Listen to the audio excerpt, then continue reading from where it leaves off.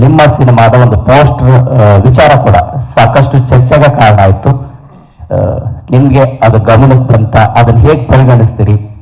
ಮತ್ತೆ ನಿಮ್ಮ ಅಭಿಮಾನಿಗಳು ಅದನ್ನು ಆರಾಧಿಸುವಂಥ ರೀತಿನ ಹೇಗೆ ಸಮರ್ಸ್ಕೊಳ್ತೀರಿ ಅಂತ? ಸರ್, ನನ್ನ ಅಭಿಮಾನಿಗಳ ಪರವಾಗಿ ನಾನು ಕ್ಷಮೆ ಕೇಳ್ತೀನಿ ಸರ್, ಅಷ್ಟೇ. ಆಮೇಲೆ ಆ ಬ್ಯಾನರ್ ಬಗ್ಗೆ ಹೇಳಬೇಕು ಅಂದರೆ ನನಗೂ ಗೊತ್ತಿರಲಿಲ್ಲ. ಅದು ನಾನು ಹೋಗೋ ಮುಂಚೆ ಅದು ನಡೆದಿದೆಯಾ ಘಟನೆ, ಇಲ್ಲ ನಾನು ಹೋದ ಮೇಲೆ ಅದು ನಡೆದಿದೆಯಾ ಅಂತ ನನಗೂ ಕರೆಕ್ಟಾಗಿ ಗೊತ್ತಿಲ್ಲ ಮಾಹಿತಿ. ನಿಮ್ಮ ಮಾಧ್ಯಮ ಮುಖಾಂತರ ನನಗೆ ಗೊತ್ತಾಯಿತು ಈ ಥರ ಬ್ಯಾನರ್ ಏನೋ ಇಶ್ಯೂ ಆಗಿದೆ ಅಂತೇಳಿ. ಬೇಜಾರಾಯಿತು.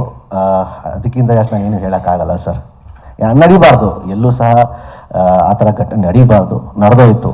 ಸೊ ನನ್ನ ಅಭಿಮಾನಿಗಳ ಪರವಾಗಿ ನಾನು ಕ್ಷಮೆ ಕೇಳ್ತೀನಿ ಸರ್. ಜಯದೇವ್, ತುಳು ಭಾಷೆ ಬಗ್ಗೆ ನಿಮ್ಮ ವಿರೋಧ ಏನು? ಏನು ವಿರೋಧ ಇಲ್ಲ ಸರ್. ನಾನು ಹೇಳಿದ್ದೇನು ಸರ್ ಅಂದರೆ, ಎಲ್ಲ ಭಾಷೆಗೂ ನಾವು ಗೌರವ ಕೊಡ್ತೀವಿ. ನಾನು ತುಳು ಭಾಷೆಗೂ ಗೌರವ ಕೊಡ್ತೀನಿ. ಎಲ್ಲ ಭಾಷೆಗೂ ನಾವು ಗೌರವ ಕೊಡಲೇಬೇಕು ಸರ್.